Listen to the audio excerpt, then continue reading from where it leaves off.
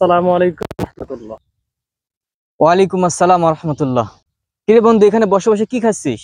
বন্ধু, অনেক গরম তো তাই কোক খাচ্ছি। কোক খাবি? এই কোক? আল্লাহ, তুই এটা জানিস না এটা কাদের পণ্য? হ্যাঁ শুনেছি, তাই বলে কি খাওয়া বন্ধ করে দিব?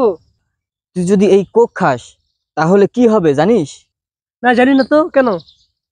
কেন খাবি না জানিস? এটা কাদের পণ্য বন্ধু? এটা হচ্ছে একবারে জঘন্যতম, পৃথিবীর নিকৃষ্টতম একটি জাতি আছে, তাদের নাম হচ্ছে ইহুদি, ইসরায়েলের পণ্য। এরা কি করে জানিস? আমরাই যখন কোকা কোলা খাই, কোক খাই, অর্থাৎ ধোকা কলা খাই, আমাদেরকে এরা ধোকা দেয়। আমরা যখন এই ধোকা কলা খাই, তারা এখান থেকে কিন্তু অবশ্যই তারা লাভ করে। তারা এই লাভের টাকা দিয়ে আমাদের মাজলুম, অসহায় ফিলিস্তিনি ভাই বোনদেরকে তারা হত্যা করে। তারা তাদের উপরে বোমা হামলা, রকেট বোমা, তাদেরকে তাদের বাসা থেকে তুলে নিয়ে এসে জীবিত তাদেরকে হত্যা করতেছে।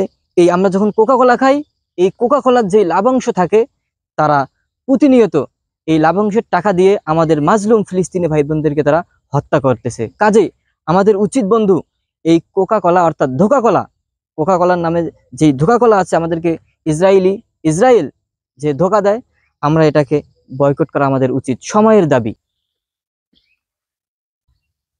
বন্ধু, তুই ঠিকই বলেছিস, আমাদের উচিত হবে এই কোকা কোলাকে বয়কট করার। তুই ঠিকই বলেছিস, তুই আমার চোখ খুলে দিয়েছিস। আজকের পর থেকে আমি আর কোকা কোলা খাবো না, এটা আমি বয়কট করলাম।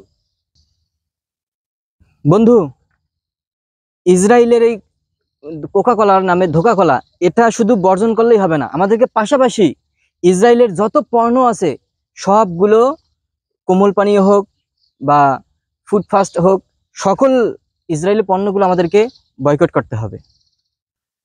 প্রিয় দর্শক শ্রোতা, এই ঈদে হোক আমাদের যেই দোকানেই থাকবে কোকা কোলা, সেই দোকানেই আমরা বয়কট করব ইনশাল্লাহ।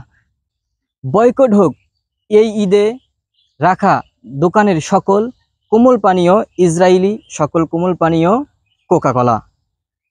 কোকা কোলা খাওয়া বাদ দেই, মাজলুম অসহায় ফিলিস্তিনের পাশে দাঁড়াই। আসুন আজ থেকে কোক খাওয়া বাদ দেই, অসহায় মাজলুম ফিলিস্তিনি ভাই বোনদের পাশে দাঁড়াই। আমরা পাশে দাঁড়াবো ইনশাল্লাহ, আপনারা বয়কট করে পাশে দাঁড়ান। আসসালামু আলাইকুম ওয়া রাহমাতুল্লাহি ওয়া বারাকাতুহু।